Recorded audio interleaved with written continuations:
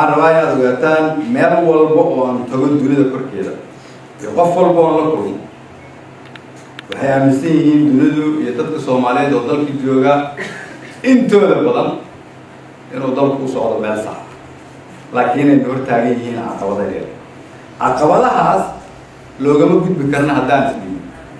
sidaas daraadeed waa inaan la isdhiibin waa in dibka loo adkaystaa waa in la isku dayaa inaan dadka naga dambeeyo annagu aan ay ku hormud ku noqon lahaa tan iyo dagaalkii qaboobay ee adduunka kaas oo loo aaneeyo burburkii dawladnimada Soomaaliya dalalka caalamku waxay ku dareen dalkan wadamada fashilmay oo aan dawladnimo buuxda ka jirin Soomaaliya waxay soo martay marxaladda isku dhaca jamhadaha hubaysan ee beelaha ku abtirsada dagaalada hubaysan ee hogaamiyo kooxeedyada ilaa iyo dagaalka hadda socda ee kan argagixisada 30 sano oo soo kabasho la'aan Soomaaliya ayay soo martay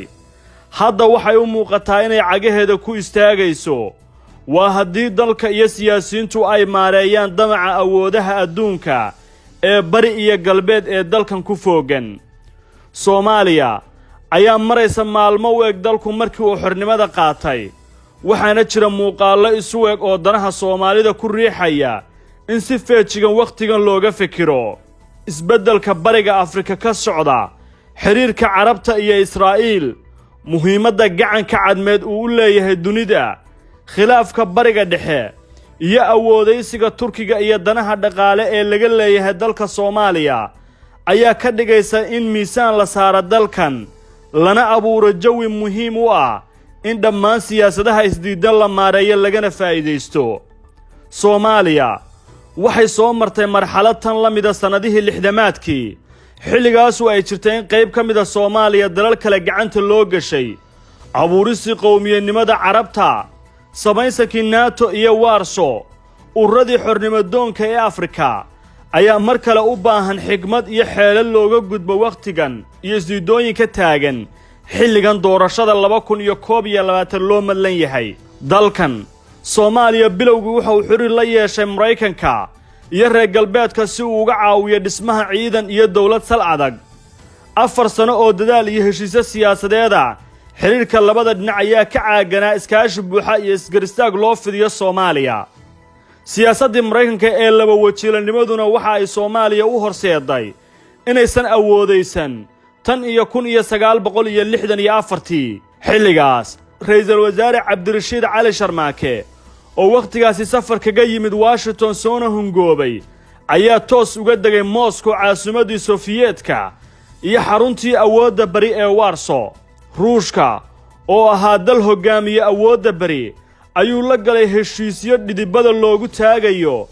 ciidamada xoogga dalka Soomaaliyeed iyo iskaashi dhammaystiran oo xagga diblomaasiyadda labada dal ah Ruushku waxa uu Soomaaliya xilligaasi ka taageeray ciidanka qalabaynta tababaridda iyo hagidna uu isugu daray waxaana uu 5 sano gudahood Soomaaliya ugu dhisay awooddii ugu xoogga badnayd uguna casrisaneyd ee waqtigaas kuwaas oo hantiyay magaca libaaxyada Afrika balse siyaasadda Soomaaliya oo u dhawaatay dhanka galbeedka iyo dagaalka Ethiopia oo Mareykanka iyo Sacuudigu ay Soomaaliya ku cadaadiyeen waxay sababtay in xiriirkaasi uu wiiqmo ilaa ay dalka ka baxeen khubaro Ruusha sanadihii 1977 ilaa 78 tan iyo xilligaasna Ruushku Soomaaliya wuxuu u arkayay dal muhiim ah balse burburkii Soomaaliya kii Sofiyeedka ayaa isku mar dhacay Warsaw oo meesha ka baxdayna waxay keentay in Moscow dib u dhis dhaqaale iyo mid awoodeedba ay sameeyaan taasoo 30 sano kadib hadda saameynteedu ay soo muuqatay bilowgii sanadkii 2017 imaanshiyihii xafiiska ee ra'iisul wasaaraha dalka uu noqday Xasan Cali Khayre Geedi ayaa u ahaa xiriirka Ruushka iyo Soomaaliya waa cusub oo bilaamay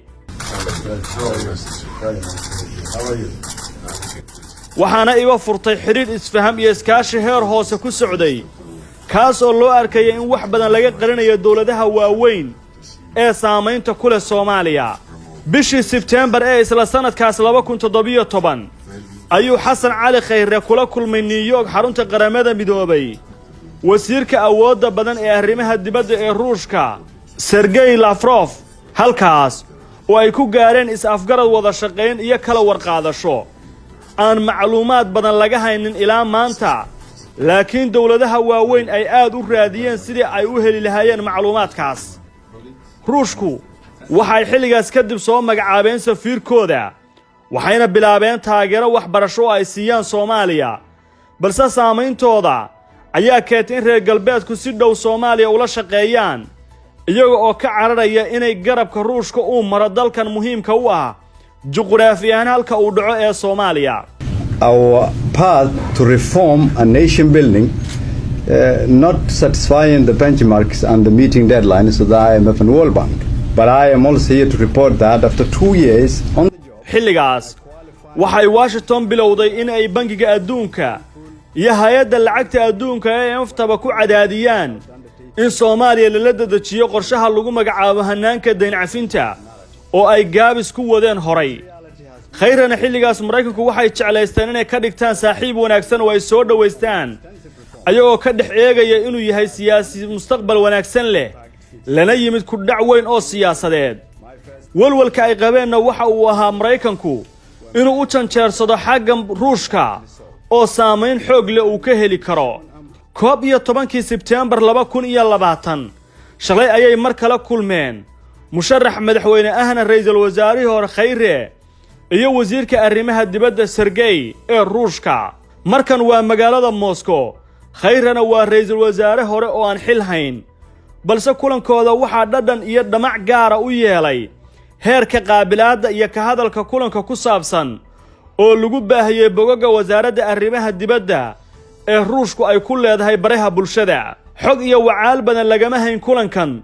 wuxuuba ahaa qarsoodi sira waxana uu muujiyay hilaac weyn oo siyaasadeed dad badan oo ka falceliyana waxay ugu yeereen ruushki waa yimid waana xilli doorashada baarlamaanka iyo tan madaxweynenimada ee Soomaaliya loo madlan yahay 2021 Khayre waxaa la sheegaa inuu yahay saaxiib heer caalami ah